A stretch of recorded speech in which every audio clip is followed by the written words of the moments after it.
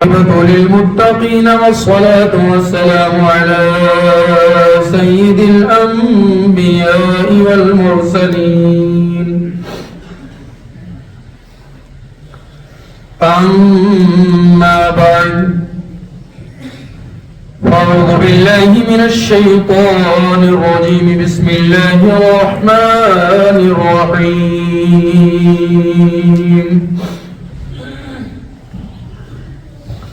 يا أيها الذين آمنوا إذا نودي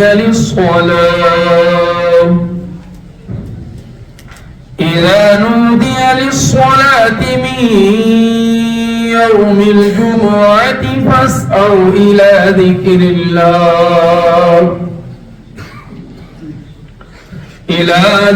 الله وذروا البيع ذلكم خير لكم إن كنتم تعلمون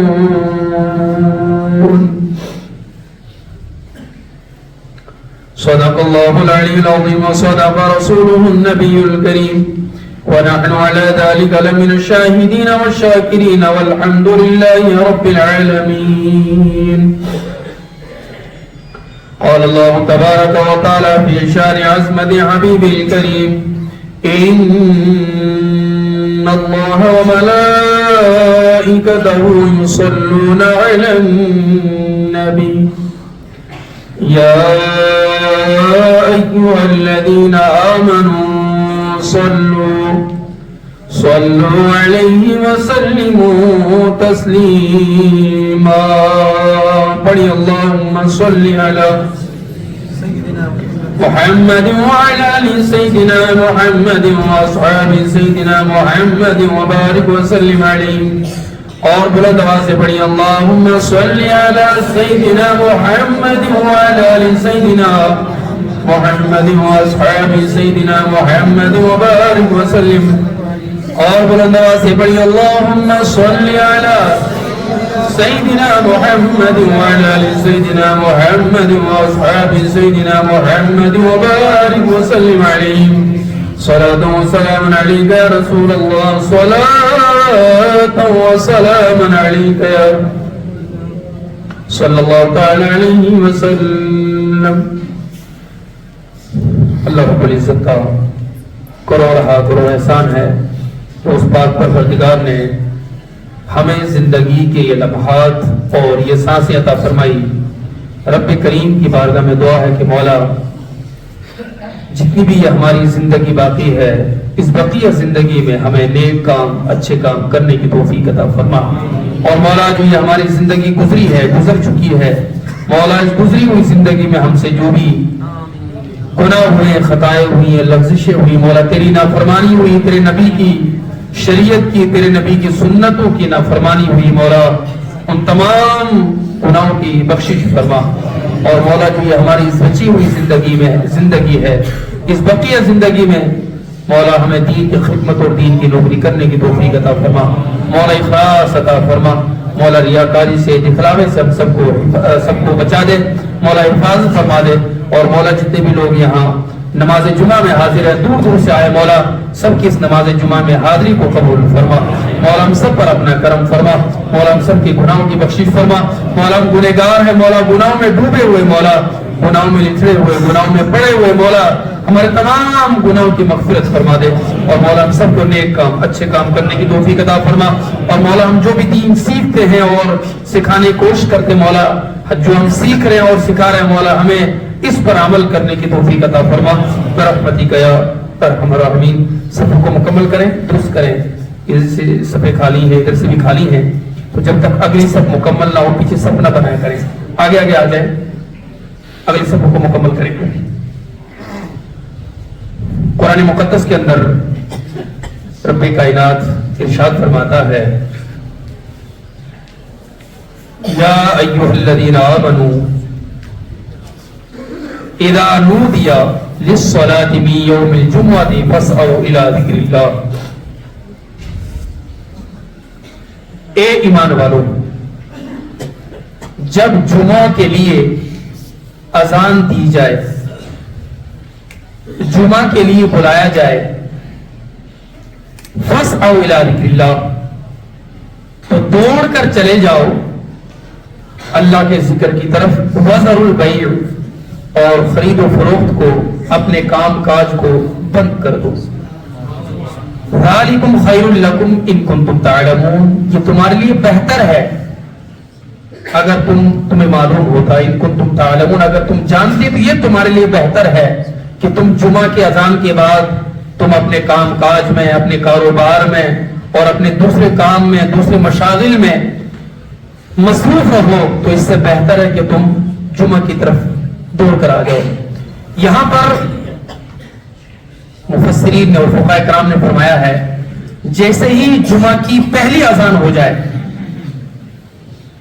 جس کو اذان اول بھی کہا جاتا ہے، جو اذان ہو چکی ہے اور دوسری اذان اب خطبے کے لیے ہوگی، لیکن فقہاء کرام نے اور مفسرین نے فرمایا جیسے ہی پہلی اذان ہو جائے جمعہ کے لیے تو فوراً واجب ہے، ضروری ہے کہ وہ جمعہ کے لیے چلا جائے، جمعہ کی تیاری میں لگ جائے.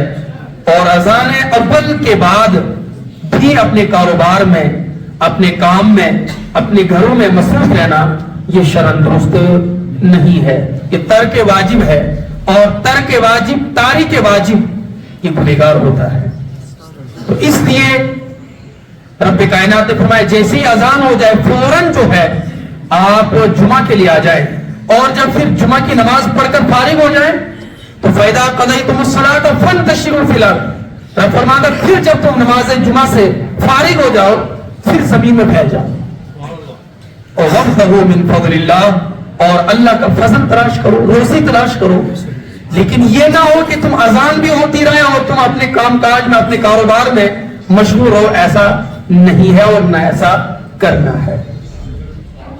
تو جمعہ کی جو ہے بڑی فضیلت ہے، کیونکہ یہ یہاں پر ایک بات آپ اور سمجھ لیں، عام نمازوں میں اور جمعہ کی نماز میں بہت فرق ہے، کیونکہ جمعہ کے جو شرائط ہیں وہ الگ ہیں. جمعہ کی نماز یہ عام نمازوں کی طرح نہیں ہے، عام نمازوں کے لیے شرائط الگ ہیں اور جمعہ کے لیے شرائط الگ ہیں. اس لیے جو عام 5 وقت نماز ہے اس کو آپ کہیں بھی پڑھ سکتے ہیں، آپ جنگل میں ہو، گھر میں ہو، دیہات میں ہو، جہاں بھی ہو، چاہے لیٹے ہو چاہے کسی بھی حال میں ہو، کہ نماز معاف نہیں ہے، وہ پڑھنی ہے. لیکن جو جمعہ ہے اس کے لیے کچھ شرائط ہیں. وہ شرائط یہ ہے کہ جمعہ کی نماز کے لیے کچھ مخصوص شرائط ہیں، جب یہ شرائط پائے جائیں گے تبھی آپ کے اوپر نماز جمعہ فرض ہوگی. جیسے کہ عام نماز 5 وقت نماز ہے، وہ چاہے مسافر ہو چاہے مقیم ہو، لیکن اس پر فرض ہے.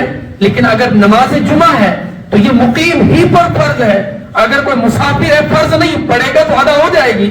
تو یہ چند شرائط کی وجہ سے نماز جمعہ میں اور عام نمازوں میں فرق ہے.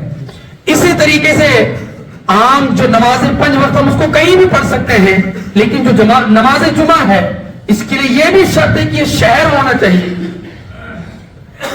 تو اس لیے نماز جمعہ کے لیے عام شرطیں ہیں اور اس کی فضیلت بھی بہت زیادہ ہے. اور جمعے کے دن کو ہفتے کی عید کہا گیا ہے، اور جمعہ کا دن یہ عید کا دن بھی ہے، کیونکہ یہ اور اس کی فضیلت اتنی زیادہ ہے.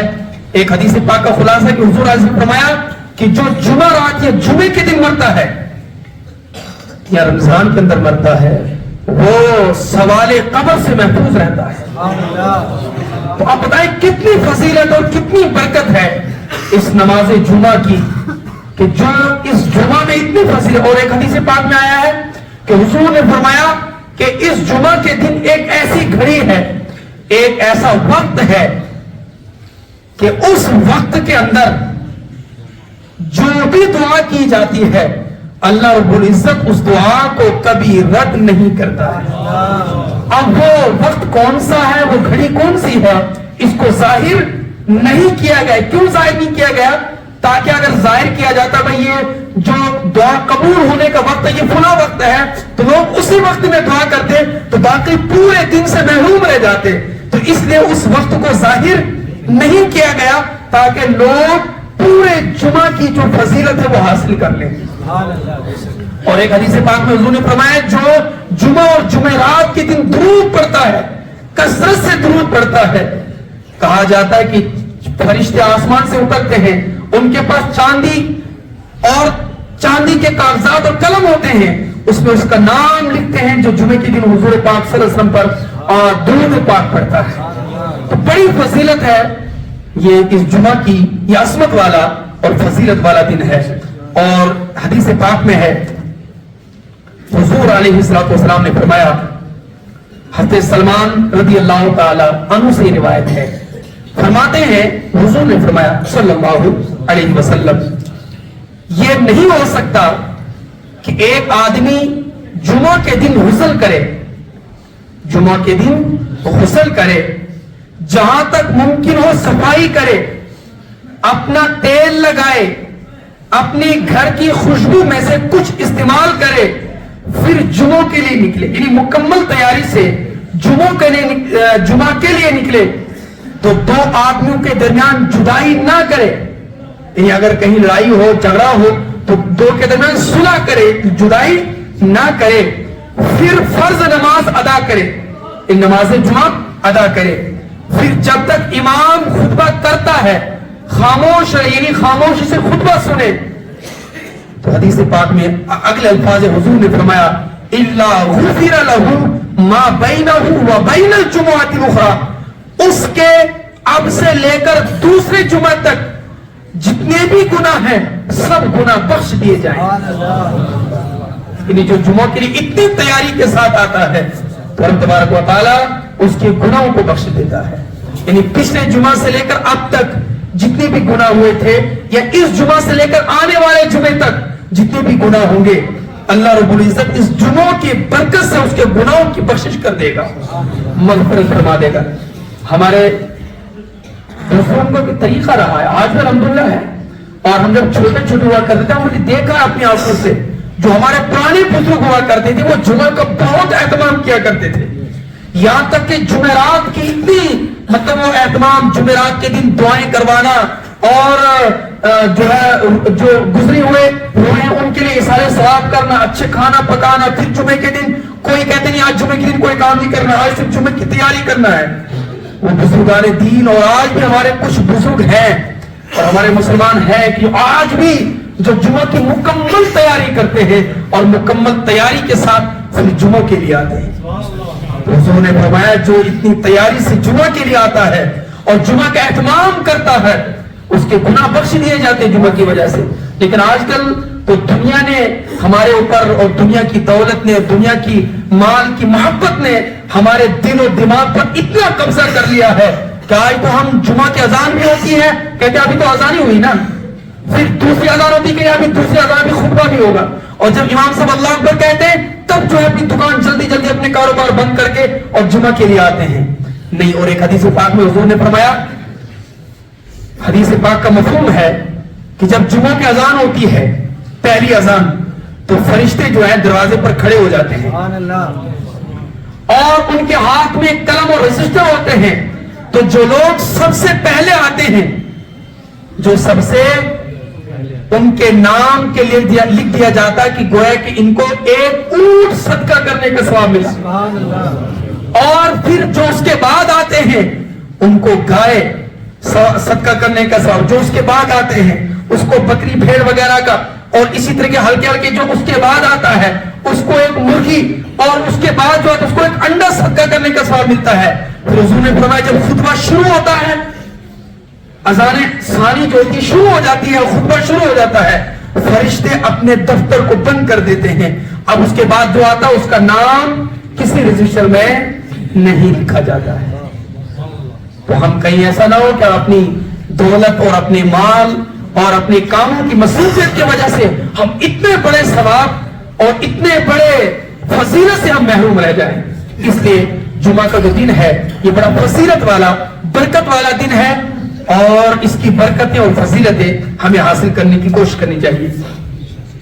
اور ایک حدیث پاک اور سنیں، جناب سیدنا عتیق ابو بکر صدیق رضی اللہ تعالی اور حضرت عمران بن حسین رضی اللہ تعالیٰ عنہ سے روایت ہیں، فرماتے ہیں کہ رسول اللہ صلی اللہ علیہ وسلم نے فرمایا جس نے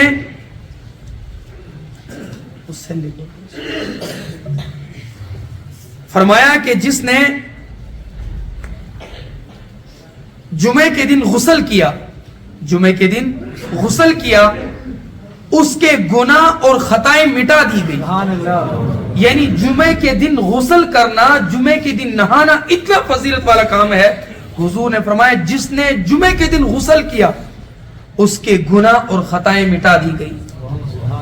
اور فرمایا اور جب وہ نماز جمعہ کے لیے چلنے لگا تو اس کے ہر قدم کے بدلے نیکیاں لکھی گئی. اور فرمایا فَإِذَا انصَرَفَ مِنَ الصَّلَاةِ اُجِیزَ بِعَمَلِ مِئَتَیْ سَنَةٍ. پھر جب اس نے نماز پڑھ کر سلام پھیرا اور اس کے بعد مکمل نماز پڑھ کے جب واپس آتا ہے تو 2 سال کا ثواب اسے عطا کر دیا. یعنی جمعہ کتنی فضیلت ہے، اس کو 2 سال کا ثواب اس کو عطا کر دیا. آپ ذرا غور کریں کہ جمعہ کی کتنی فضیلت ہے اور کتنا عظمت والا یہ دن ہے جمعہ کے دن. ایک حدیث پاک اور سنیں، حضرت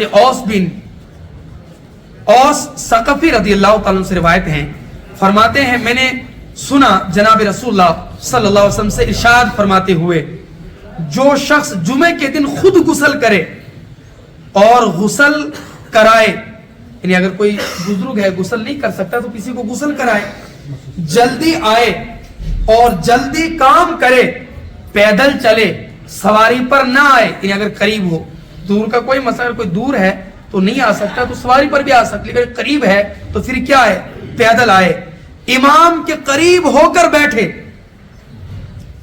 خطبہ کان لگا کر سنے اور کوئی فضول کام نہ کرے، کان لہو بکل خطوۃ عمل سنۃ اجر صیامھا و قیامھا.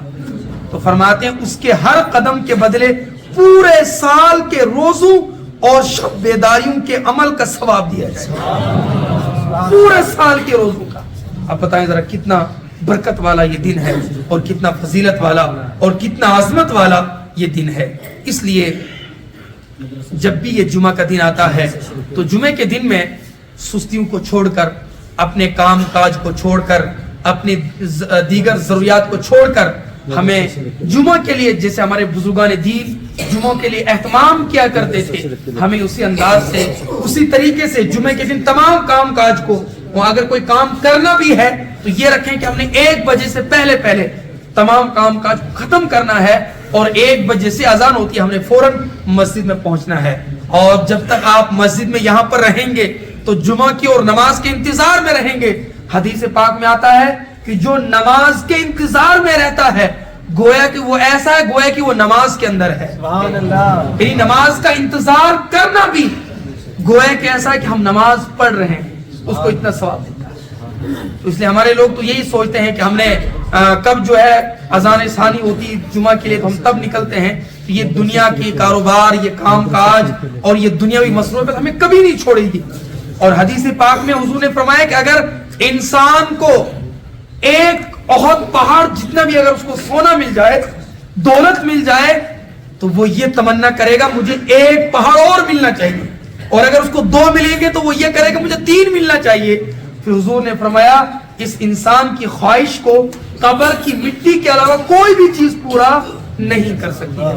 تو یہ آپ بھی غور کریں کہ دنیا کی بھی کوئی بھی چیز اور دنیا کی مصروفیات اور دنیا کے کام ہمیں کبھی بھی یہ پورے نہیں ہو سکتے ہیں. اس لیے ہمیں ہر وقت جب بھی ہو نماز جمعہ کا ہم جہاں بھی ہو اہتمام کرنا چاہیے. اب لاسٹ میں چند ضروری مسائل آپ کے سامنے رکھنے کی کوشش کرتا ہوں.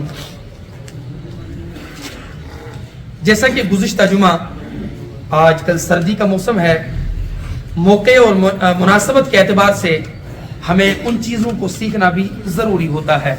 لگاتار کہیں جمعہ سے میں آپ کے سامنے عرض کر رہا تھا کہ ہمیں سردیوں کے اندر مفرل، ٹوپی گرم ہے اس کا اوڑھنے کا طریقہ کیا ہے، اور چادریں وغیرہ اوڑھتے ہیں سردیوں کے اندر تو نماز میں اوڑھنے کا طریقہ اس کا کیا ہے، میں نے آپ کے سامنے عرض کر دی گزشتہ جمعہ. آج جو ہمارے سامنے مسئلہ ہے وہ یہ ہے کہ آج کل ہم سردیوں کے اندر موزے پہنتے چمڑے والے، تو ان چمڑوں کے موضوع کا، ان کے مسائل کیا ہیں اور ان کا مکمل طریقہ کیا ہے، اس تعلق سے میں کچھ آپ کے سامنے مسائل رکھتا ہوں. اگر کسی کو کوئی مسئلہ سمجھ میں نہ آئے تو وہ ضرور یہیں پر پوچھ سکتا ہے تاکہ علم میں بھی اضافہ ہو جائے اور دوسروں کو بھی سمجھنے میں آسانی رہے. چمڑے کے موزے جن پر مسح کیا جاتا ہے تو یہ چمڑے کے ہونے چاہیے، یا پھر یہ ریگزین، یہ بھی چمڑے کی ایک قسم ہوتی ہے، اس کے ہونے چاہیے. تو چمڑے کا موزہ جو پیور چمڑا ہوتا ہے یا چمڑے کے علاوہ جو ریگزین کے چمڑے ہی کی طرح ہوتا ہے وہ بھی سخت، تو اس کے اگر موزے ہوں اور پیور چمڑا ہونا چاہیے، پیور ریگزین ہونا چاہیے، اس موزے پر ہم مسح کر سکتے ہیں.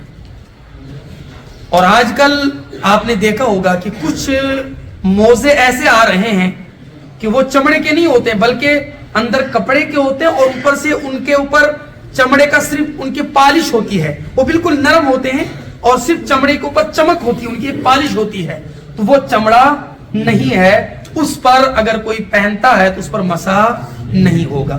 پیور چمڑا ہونا چاہیے اور پیور ریگزین ہونا چاہیے. وہ موزہ کہ جس کے اوپر چمڑے کی صرف پالش ہوتی ہے تو وہ چمڑا نہیں ہے، اس پر مسح نہیں کر سکتے ہیں. اسی طریقے سے ہمارے ہندوستان میں یہاں پر جو عام موزے، یہ سوتی یا اونی موزے جو ہم پہنتے ہیں عام طریقے سے، تو ان پر بھی مسح نہیں ہوگا. ان کو بھی ہم نے جب ہم نے وضو کرنا ہو تو دوران وضو ہمیں ان کیا کرنا ہے، ان کو اتارنا ہے اور اتار کر پھر ہم نے ان کو دھونا ہے. تو پہلا مسئلہ کیا ہے کہ موزے چمڑے کے ہونے چاہیے اور پیور چمڑا ہونا چاہیے یا پھر ریگزین. دوسری شرط کہ موزے ایسے ہونے چاہیے کہ جو ٹخنے چھپا لیں. آج کل کچھ موزے ایسے بھی نکلے فیشن کہ وہ صرف پاؤں کے تلوے کو ہوتے ہیں، اوپر جو ڈیڑیاں ہوتی ہیں، ٹخنے ہوتے ہیں، وہ چھپاتے نہیں ہے. تو موزے پر مسح کرنے کے لیے یہ بھی شرط ہے کہ جو چمڑے کا موزہ ہو وہ ٹخنا چھپا ہوا ہونا چاہیے. اگر آپ کا ٹخنا کھلا ہے تو اس موزے پر بھی مسح نہیں ہوگا. دو شرطیں. تیسری شرط، جو موزہ ہے وہ موزہ تنگ ہونا چاہیے، یعنی کھلا نہیں ہونا چاہیے بلکہ وہ موزہ پاؤں سے چمٹا ہوا ہونا چاہیے تاکہ اس میں آسانی سے بغیر جوتا بغیر چپل پہنے دور تک چلنا ممکن ہو، آسان ہونا چاہیے. کیونکہ اگر کھلا رہے گا تو اس میں چل نہیں سکتے، بالکل وہ پاؤں سے چمٹا ہوا ہونا چاہیے. نمبر 4، چوتھی شرط، یہ جو موزہ آپ نے پہنا ہے چمڑے کا، یہ وضو کر کے پہننا ہے. اگر آپ نے موزہ وضو کر کے پہنا ہے تو اب اس پر آپ مسح کر سکتے ہیں، لیکن اگر وضو کر کے نہیں پہنا ہے تو اس پر مسح کرنا جائز. مثال کے طور پر آپ نے ظہر کی نماز پڑھی، ظہر کی نماز پڑھ کر آپ نے موزے پہن لیے چمڑے کے، تو آپ نے وضو کر کے پہنے. اب اگر آپ کو نماز عصر پڑھنی ہے تو نماز عصر میں اگر وضو کی ضرورت ہے تو اب اس ٹائم آپ ان موضوع پر مسح کر سکتے ہیں، کیونکہ آپ نے جو موزے پہنے وضو کر کے پہنے ہیں. لیکن اگر آپ نے وضو کر کے نہیں پہنے، مثال کے طور پر جس وقت آپ نے چمڑے کے موزے پہنے اس وقت آپ باوضو نہیں تھے، تو اب ان پر آپ مسح نہیں کر، بلکہ آپ ان کو آپ اتار لیں، اتار کر وضو کریں، وضو کر پہن لیں. اب اگر دوبارہ آپ کو ضرورت پڑے گی تو اب آپ ان پر مسح کر سکتے ہیں. تو چوتھی شرط کیا ہے کہ جو آپ نے موزے پہنے ہیں تو وہ وضو کر کے پہنے جائیں تب ان پر مسح کرنا جائز ہوگا. کتنی شرطیں ہو گئی؟ 4. 5ویں شرط، جو آپ نے موزے پہنے ہیں ان موضوع پر مسح کب تک کرنا ہے؟ تو یہاں پر 2 صورتیں ہیں. اگر مقیم ہے تو مقیم کو ایک دن ایک رات تک مسا کر سکتا ہے، اور مسافر جو ہے 3 دن 3 رات تک مسا کر سکتا ہے۔ مقیم مطلب جو اپنے گھر میں ہو یا حالت اقامت میں ہو، وہ مسافر نہ ہو، ٹھیک ہے؟ تو وہ ایک دن ایک رات، مثال کے طور پر اس نے اگر آج نماز ظہر پہنے ہیں تو وہ کل نماز ظہر تک ان پر مسا کر سکتا ہے، اور جو مسافر ہے وہ 3 دن 3 رات تک ان پر مسا کر سکتا ہے۔ یہ اس کی مدت ہے مسے کی، ٹھیک ہے؟ کتنی شرطیں ہوں گی؟ 5۔ چھٹی شرط، یہ جو مدت شمار ہوگی کہ مقیم کے لیے 1 دن 1 رات اور مسافر کے لیے 3 دن 3 رات، یہ مدت کب سے شمار ہوگی؟ کیا جس وقت موزے پہنے اس وقت سے یا کب سے؟ تو اس میں فقہاء کرام نے فرمایا کہ جب سے اس کو حدث ہوا ہے، یعنی جب سے اس کو وضو ٹوٹا ہے تب سے لے کر اس کا شمار ہوگا۔ مثال کے طور پر اس کو میں آسان کر کے سمجھاتا ہوں، اس نے صبح نماز فجر کے لیے وضو کیا اور وضو کر کے اس نے موزے پہن لیے، تو نماز فجر سے لے کر ظہر تک اس کا وضو رہا۔ 12 بجے اس کو حاجت ہوئی، پیشاب کی، پاخانے کی، تو اب اس کا وضو وہاں سے ٹوٹ گیا، کب؟ 12 بجے۔ تو اب یہاں پر یہ جو مدت 1 دن 1 رات ہے مقیم کے لیے، تو یہ فجر سے ہوگی جب سے موزے پہنے یا جب سے اس کا وضو ٹوٹا ہے؟ تو یہاں پر جب سے اس کا وضو ٹوٹا ہے، جب سے اس کا وضو ٹوٹا ہے تب سے لے کر، یعنی 12 بجے سے، فجر سے نہیں، 12 بجے سے اس کا وقت شروع ہوگا، یعنی آج 12 بجے سے لے کر کل 12 بجے تک اس کا یہ پیریڈ رہے گا، اس کے اندر یہ مسا کر سکتا ہے۔ کون؟ مقیم۔ تو مسافر کا بھی یہیں سے ہوگا، سمجھ آ رہی ہے؟ تو یہ مدت کب سے شمار ہوگی؟ جب سے اس کا وضو ٹوٹا ہے۔ کتنی شرطیں ہوئی؟ 6۔ 7ویں شرط، کوئی موزہ پھٹا ہوا نہیں ہونا چاہیے۔ اگر کوئی موزہ 3 انگلیوں کے برابر، پاؤں کی جو چھوٹی 3 انگلیاں ہیں، اگر پاؤں کی 3 چھوٹی انگلیوں کے برابر کوئی ایک موزہ پھٹا ہوا ہو تو اس پر مسا جائز نہیں ہے۔ یعنی جیسے اس کی جو سلائی ہوتی ہے موزے کی، اگر وہ موزے کی سلائی پھٹ گئی اور اتنی پھٹی ہے کہ کم سے کم جو پاؤں کی جو 3 چھوٹی انگلیاں ہوتی ہیں، اگر ان 3 چھوٹی انگلیوں کے برابر اس کے موزہ پھٹا ہوا ہے، چاہے وہ سلائی پھٹی ہو یا آگے پیچھے سے کہیں سے پھٹا ہو، تو جب وہ 3 انگلیوں کے برابر اگر موزہ پھٹا ہو تو اس پر پھر مسا جائز نہیں ہے۔ ہاں اگر 3 انگلیوں سے کم ہے، تھوڑی بہت پھٹن ہے، تو پھر اس پر مسا ہو سکتا ہے۔ کتنی ہوگی؟ 7۔ 8ویں شرط یہ ہے کہ اس کا مسا کرنے کا طریقہ کیا ہے؟ موزے پر مسا کرنے کا طریقہ کیا ہے؟ اس کا مسا کرنے کا طریقہ یہ ہے کہ دائنے ہاتھ کی 3 انگلیاں دائنے پاؤں کی پشت کے سرے پر اور بائیں ہاتھ کی انگلیاں بائیں پاؤں کی پشت پشت کے سرے پر رکھ کر پنڈلی کی طرف کم سے کم بقدر 3 انگل کے کھینچ دیا جائے۔ یہ طریقہ ہے کہ آپ نے جو سیدھا پاؤں ہے، سیدھے پاؤں کا جو مسا کرنا ہے وہ سیدھے ہاتھ سے کرنا ہے، الٹے پاؤں کا جو مسا ہے وہ الٹے ہاتھ سے کرنا ہے۔ اس میں طریقہ کیا رہے گا؟ آپ نے پانی لینا ہے، ٹوٹی سے لوٹے وغیرہ سے پانی لینا ہے، اس ہاتھ کو تر کرنا ہے، تر کرنے کے بعد آپ نے اس سیدھے ہاتھ کو سیدھے پاؤں کی پشت کے سرے پر یعنی انگلیوں پر رکھنا ہے، اور انگلیوں پر رکھ کر آپ نے اوپر کھینچنا، کدھر کی طرف؟ پنڈلی کی طرف، اس انداز سے۔ یہ 3 انگلیاں، ان 3 انگلیاں یا کوئی بھی 3 انگلیاں کم سے کم 3 انگلیوں کے برابر ہونا چاہیے، پاؤں پر 3 انگلیاں رہنی چاہیے، اور آپ نے اس طرح کر کے اوپر کی طرف کھینچنا ہے۔ پھر آپ نے اسی الٹے ہاتھ سے الٹے پاؤں کے انگلیوں پر ہاتھ رکھ کر انگلیوں سے آپ نے پنڈلی کی طرف اوپر کی طرف کھینچنا ہے۔ یہ ہو گیا اس کا مسا، یعنی مسا جو ہے وہ تلوے پر نہیں کیا جائے گا بلکہ پاؤں کی پشت پر किया जाएगा। ये इसका मसह का तरीका है। तो ये जो तमाम मसाइल हैं मोज़े के मसले के, क्योंकि आजकल बहुत सारे हमारे बुजुर्ग या कुछ लोग मोज़े पहनते हैं, तो मोज़े पहनते हैं लेकिन उसके मसाइल सीखना भी जरूरी है। बाकी तो सब लोगों को मसाइल कुछ ना कुछ याद होते हैं, लेकिन यहाँ पर जो एक मसला है वो यह है कि वुजू करके पहनना है।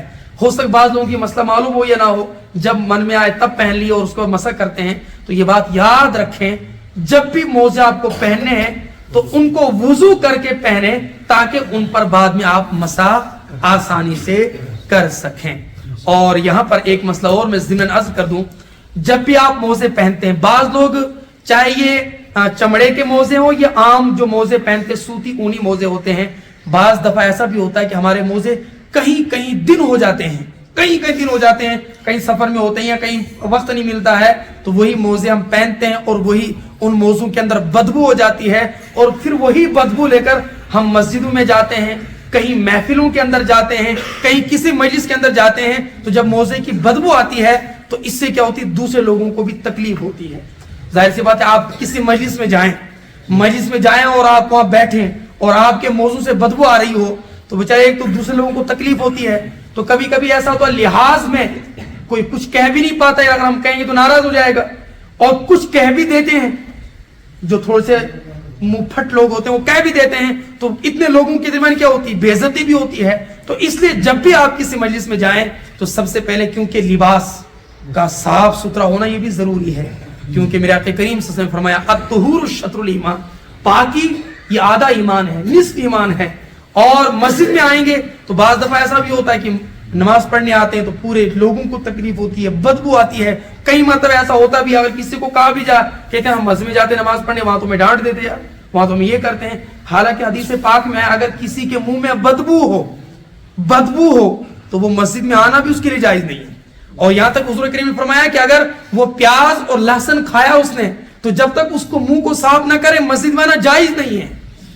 तो उसके तो मस्जिद में आना जायज ही नहीं है कि अगर बदबू हो। इसलिए जब भी आप मस्जिद के अंदर आते हैं तो अपने इन मौजू का भी खास ख्याल रखना चाहिए, ताकि हमारे मौजू के अंदर बदबू ना रहे। और बाज औकात सर्दी में ऐसा भी होता है, कई दिन तक हम अपने मौजू को या कपड़ों को वगैरह को नहीं धोते हैं, कि जिसकी वजह से हमारे बदन के अंदर, कपड़ों के अंदर भी बदबू आ जाती है। तो सफाई ये ईमान का एक हिस्सा है, तो हर इंसान को चाहिए कि वो सफाई का खास ख्याल रखें। और यहाँ पर इसको बंद कर दें, यहाँ पर एक बात और अर्ज कर दूं मैं